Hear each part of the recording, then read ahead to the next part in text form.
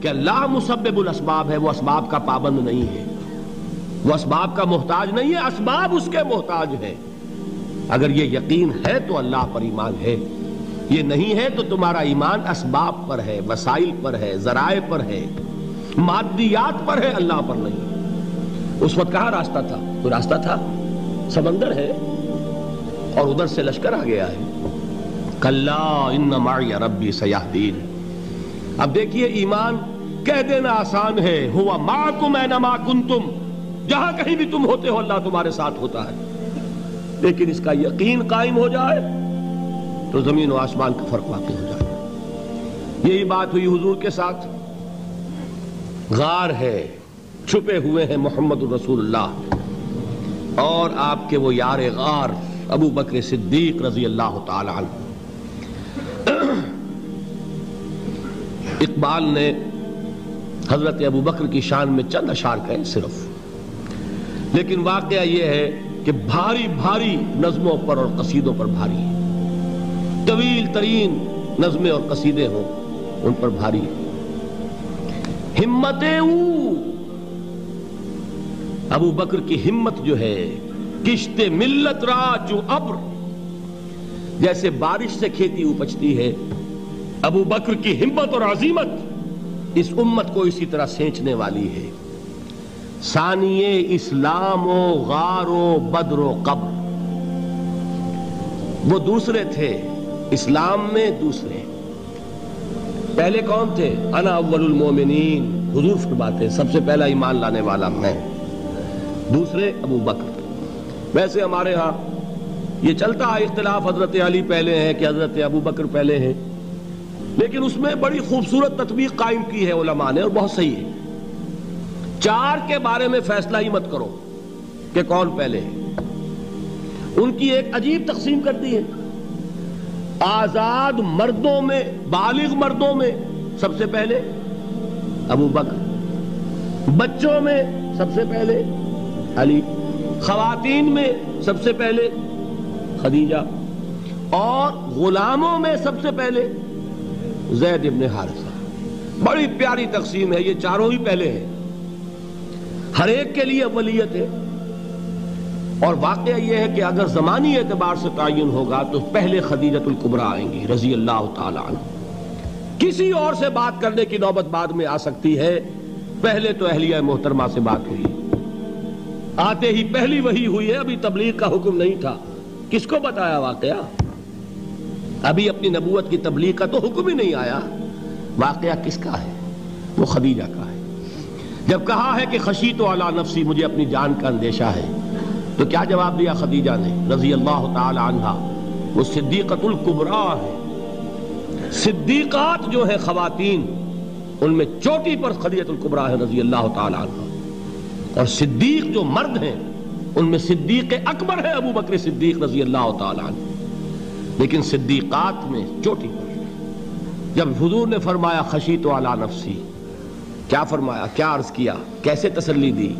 نہیں نہیں، اللہ آپ کو ضائع نہیں کرے گا، آپ غریبوں کے ہمدرد ہیں، آپ مساکین کے تکالیف رفع کرنے والے ہیں، آپ بیواؤں کی سرپرستی کرتے ہیں، آپ مسافروں کی خدمت کرتے ہیں، اللہ آپ کو ضائع نہیں کرے گا۔ یہ یقین ہے اس خاتون کے اندر۔ خیر وہ ایک علیحدہ بات ہو جائے گی۔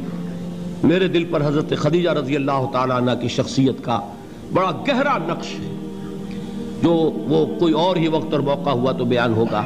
بہرحال اقبال نے ایک مصرے میں جو چار اولیتیں جمع کر دی ہیں، ہمت او کشت امت را چو ابر، ثانی اسلام و غار و بدر و قبر۔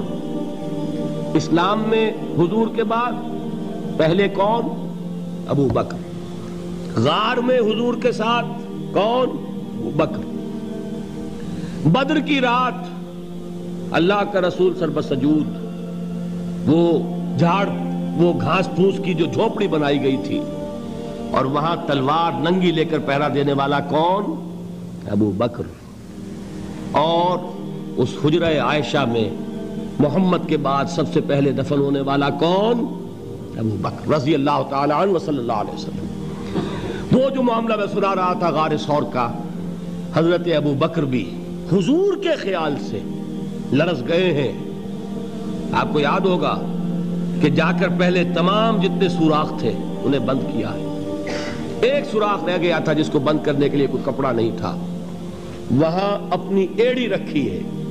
تب کہا ہے حضور سے تشریف لائیے, اور اپنے زانو پر حضور کو لٹایا ہے.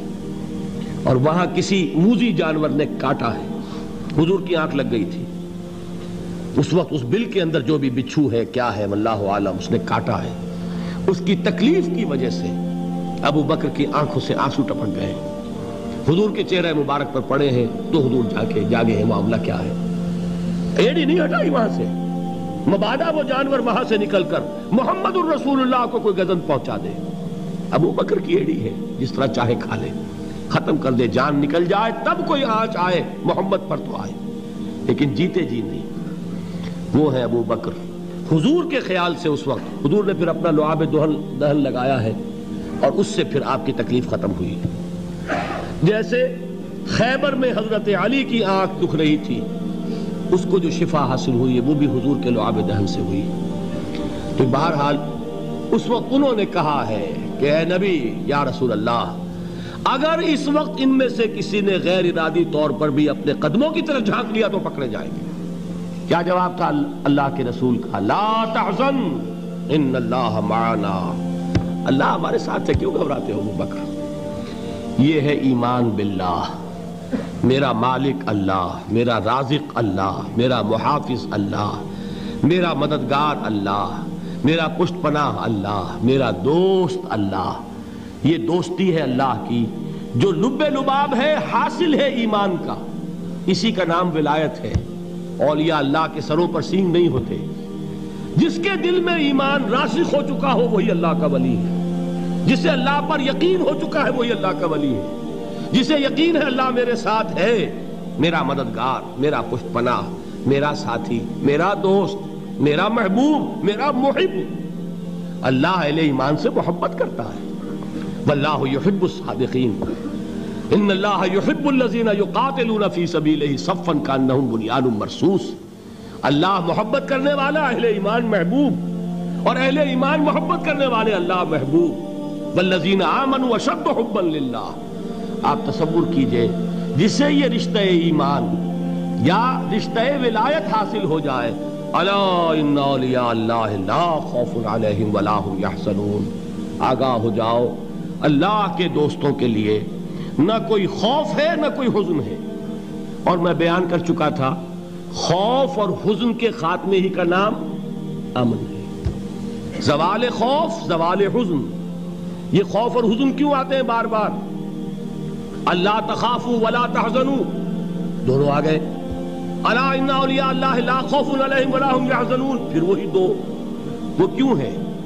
خوف ہوتا ہے کسی مستقبل کی بات کا, یہ نہ ہو جائے, وہ نہ ہو جائے, یہ نقصان نہ پہنچ جائے, یہ تکلیف نہ ہو, یہ غضب نہ آ جائے. خوف ہے مستقبل سے. حزن ہے یہ کیوں ہوا, یہ نہیں ہونا چاہیے تھا, یہ میرا فلاں چیز میرے ہاتھ سے جاتی رہی ہے, فلاں موقع نکل گیا, اب بیٹھے ہوئے ہیں اندر ہی اندر کڑ رہے ہیں, صدمہ ہے اور رنج ہے. اور جو اللہ پر ایمان رکھتا ہے وہ جانتا ہے ما اصاب من مصیبت فی الارض ولا فی انفسکم الا فی کتاب من قبل ان نبرأها ان ذلک علی اللہ یسیر لکی لا تعصوا علی ما فاتکم ولا تفرحوا بما آتاکم واللہ لا یحب کل مختال فخور. اس زمین میں یا تمہاری جانوں میں کوئی تکلیف, کوئی مصیبت نہیں آ سکتی سوائے اس کے کہ جو اللہ نے لکھ دی ہو, اس سے پہلے کہ وہ ظاہر ہو. جس کو یہ حقیقت معلوم ہو گئی اس کو یہ طرز عمل اختیار کرنا چاہیے. جو چیز چھن جائے, جاتی رہے, چھوٹ جائے, اس پر افسوس نہ کرو. کس نے چھینی؟ دوست نے. دوست کے فیصلے پر شکایت. دوستی کو بٹا لگا رہے ہو, سرے تسلیم خم ہے جو مزاج یار میں آئے. اگر دوستی ہے تو پھر تو تمہیں گردن جھکانی چاہیے کہ ہر چہ ساقی ماریخت عین الطافست, جو بھی میرا ساقی میرے پیالے میں ڈال دے اس کا کرم ہے. جو اس کی طرف سے آئے اس پر کوئی رنج نہیں, کوئی صدمہ نہیں, کوئی غم نہیں, کوئی شکایت نہیں, کوئی شکوہ نہیں. اور جو ہوگا وہ اس کے اذن کے بغیر نہیں ہوگا, اور اس کا اذن ہوگا تو یقیناً میرے لیے خیر ہی خیر ہے, چاہے وہ ناگوار شے ہو, بظاہر مجھے اچھی نہ لگ رہی ہو، میری شارٹ سائٹڈنس میں مجھے وہ نظر آ رہی ہے کہ میرے لیے بری ہے، لیکن قرآن نے کہا ہے عسیٰ ان تکرہوا شیئا وہو خیر لکم وعسیٰ ان تحبوا شیئا وہو شر لکم واللہ یعلم وانتم لا تعلمون۔ ہو سکتا ہے تم کسی چیز کو ناپسند کرو درحال ہے کہ اسی میں تمہارا خیر ہو، اور ہو سکتا ہے تم کسی چیز کو پسند کرو درحال ہے کہ اس میں تمہارا شر ہو۔ اللہ جانتا ہے، تم نہیں جانتے۔ جب مجھے یہ بات معلوم ہو گئی، میں نے اپنا معاملہ اللہ کے حوالے کیا۔ سپردم بے تو مایا خیش را تو دانی حساب کم و بیش را، اے رب جو تو چاہتا ہے وہ ہو، تیرے علم میں جو شے میرے لیے خیر ہے وہ ہو جائے، میری کوئی پسند نہیں، میری کوئی چاہت نہیں، یہ ہے راضی برضائے رب۔ اکبر الہ آبادی نے اسے کہا ہے رضائے حق پہ راضی رہ، یہ حرف آرزو کیسا، خدا خالق، خدا مالک، خدا کا حکم تو کیسا۔ جب میں آ گیا بیچ میں، میری پسند، میری مرضی، میری خواہش، میری چاہت، یہی تو شرک ہے۔ ما شاء اللہ کان وما لم یشاء لم یکن، جو اللہ نے چاہا وہ ہوا، جو اس نے نہیں چاہا نہیں ہوا، اختیار اس کا ہے، میرا تو نہیں۔ رضائے حق پہ راضی رہ، یہ حرف آرزو کیسا، خدا خالق، خدا مالک، خدا کا حکم تو کیسا۔ اقبال نے اسے کہا ہے فارسی میں، اب آپ کہیں اس کا ترجمہ بھی کرو تو وہ مجھے ذرا اس وقت کچھ بہت ہی بدذوقی کسی بات نظر آئے گی۔ جائیے پوچھئے کسی سے جسے فارسی آتی ہو۔ بروں کشید ز پیچا کے ہست و بود مرا، چے اقدہا کے مقام رضا کشود مرا۔ مجھے تو تمام پیچ و خم سے نکال دیا اس مقام رضا نے، میں راضی برضائے رب ہوں، جو فیصلہ اس کا میں اس پر راضی۔ تو کہاں کا حزن اور کس کا خوف، یہی زوال حزن اور زوال خوف، یہی ہے امن، یہ نتیجہ ہے ایمان کا۔ تو جان لیجئے یہ ہے لب لباب، یہ ہے حاصل ایمان کا، یہ ہے تو ایمان ہے، یہ نہیں ہے تو ایمان نہیں۔